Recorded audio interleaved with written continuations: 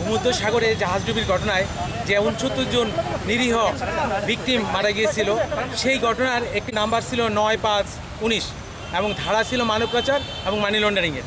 সেই মামলাটি তদন্ত করতে যে যদিও মামলার এজাহারটি হয়েছিল 5 জন আসামির বিরুদ্ধে, কিন্তু আমি অভিযোগপত্র দাখিল করেছি 6 জনের বিরুদ্ধে।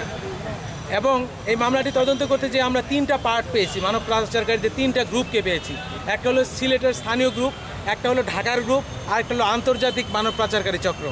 সিলেটের স্থানীয় গ্রুপের মধ্যে ইয়াহিয়া ওভারসিজের মালিক এনামুল হক এবং তার ম্যানেজার জায়েদ আহমেদ, তারা লোকজনকে ভিকটিম থেকে ফুসলিয়ে মাত্র 4 লক্ষ টাকা ইটালিতে পৌঁছে দিবে এবং বাকি টাকাগুলো ওইখানে যেয়ে পরে পরিশোধ করতে হবে। টোটাল 12 লক্ষ টাকা করে প্রত্যেকটা ভিকটিমের সাথে চুক্তিবদ্ধ হয় এবং পরবর্তী সময় ওর থেকে ওই স্থানীয় চক্র 50,000 টাকা করে কমিশন পেত। এখান থেকে ওরা ঢাকায় নিয়ে যায়। ঢাকায় নিয়ে যে ঢাকার যে মানব পাচারকারী চক্র, সেই ব্রাহ্মণবাড়িয়ার আব্দুর রাজ্জাক, সেই রাজ্জাকের কাছে হস্তান্তর করে। রাজ্জাক ওদেরকে ইন্ডিয়ায় পৌঁছায় দেয়। তারপর থেকে তারা আন্তর্জাতিক মানব পাচারকারী দলের সদস্যদের দ্বারা নিগৃহীত হয় এবং সেখান থেকে তারা শ্রীলঙ্কা, কেউ শ্রীলঙ্কা, দুবাই এবং তিউনিসিয়া হয়ে লিবিয়ায় যায় এবং লিবিয়ায় নেওয়ার পরে সেখানে তাদেরকে অমানবিক নির্যাতন করা হয়। নির্যাতন করে সেই ছবি ইমুর মাধ্যমে তাদের আত্মীয় স্বজনদেরকে দেখিয়ে তাদের কাছে জোরপূর্বক টাকা আদায় করত এবং একটি বদ্ধ ঘরের ভিতরে 83 জন ভিকটিমকে বন্দি করে রাখা হতো, তাদের উপর অমানসিক অত্যাচার করা হতো। সেটা দেখে তাদের আত্মীয় স্বজনরা টাকা পয়সা দেয়। সেই চক্রের মূল হতে হলো নাসিরুদ্দিন রোমান ওর ভাই গুডলাক, যার বাড়ি নোয়াখালী সোনাইমুড়িতে এবং সে ঢাকায় বসবাস করে ড্যামরা স্টাফ কোয়ার্টার এলাকায়।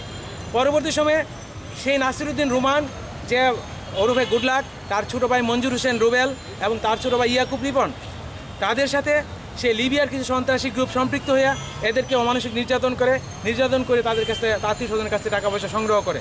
পরবর্তী সময়ে যারা 12 লাখ টাকা করে পুরো দিয়েছে তাদেরকে একটি নৌকায় অল্প কিছু যাত্রীকে উঠিয়ে দেওয়া হয়। তারা ঠিকই ইটালিতে যেয়ে পৌঁছে গুডলাকের কাছে পৌঁছে যায় এবং বাকি যাত্রী 83 জন যাত্রীদেরকে ছোট্ট একটি নৌকার মধ্যে উঠিয়ে দেয় এবং ফিশিং বোটে উঠিয়ে দেয়।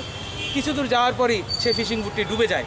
ডুবে যাওয়ার পরে ওদের ডাকচিৎকারেও মানব পাচারকারীদের মনে কোনো ধরনের দয়াময় হয় নাই। সেই ঘটনা থেকে বেঁচে ফেরা সিলেটের একমাত্র ভিকটিম বেলাল একটি মানবাধিকার সংস্থার মাধ্যমে বাংলাদেশে এসে পৌঁছে। এয়ারপোর্ট থেকে আমরা সিআইডির ইকোনমিক ক্রাইম স্কোয়াড, যেহেতু আমরা এই ইতিমধ্যে তথ্যপত্র পেয়েছি যে টাকাগুলি মানব পাচারের টাকাগুলি ব্যাঙ্ক অ্যাকাউন্টের মাধ্যমে এবং বিকাশের মাধ্যমে গ্রহণ করেছে। তো সুতরাং আমরা তৎকালীন আমাদের ঊর্ধ্বতন কর্তৃপক্ষের নির্দেশক্রমে আমি ওই ভিকটিমের সাথে চলে আসি এবং ভিকটিমকে বিজ্ঞ আদালতে সুপর্দপূর্বক ভিকটিমের জবানবন্দি কার্যবিধি 164 ধারা মোতাবেক লিপিবদ্ধ করাই। পরবর্তী সময়ে আসামি আনাম এবং রাজ্জাককে আমি পুলিশ রিমান্ডে নিয়ে বিজ্ঞ আদালতের মাধ্যমে নেওয়ার পর তারও বিজ্ঞ আদালতে স্বীকারোক্তিমূলক জবানবন্দি প্রদান করে। ইতিমধ্যে বিকাশের এজেন্ট এবং পার্সোনাল নাম্বারে টাকা সংগ্রহকারী সেই হবিগঞ্জের বানিয়াচংয়ের ইমন টেলিকমের মালিক আব্দুল কুদ্দুস দনি মিয়া এবং তার শ্যালক এবং দোকানের ম্যানেজার রাবেক মিয়াকে ওইখান থেকে আমরা নিয়ে আসি এবং তারও বিজ্ঞ আদালতে স্বীকারোক্তিমূলক জবানবন্দি দেয় যে নাসিরুদ্দিন রোমান ওরফে গুডলাক আন্তর্জাতিক মানব পাচারকারী চক্রের হোতা, তার নির্দেশক্রমেই সে বিকাশে টাকাগুলি সংগ্রহ করেছে এবং ওই রোমানের দেওয়া নাম্বার শুনে পরবর্তী সময় টাকাগুলো দিয়ে দিয়েছে। আমরা রেজিস্টারগুলো জব্দ করি এবং আজকে আমি 6 জন আসামির বিরুদ্ধে স্থানীয়, ঢাকার এবং আন্তর্জাতিক চক্রের মিলে 6 জন আসামির বিরুদ্ধে বিজ্ঞ আদালতে 2টি চার্জশিট দাখিল করেছি, একটি মানব পাচার আইনে এবং অপরটি মানি লন্ডারিং আইনে।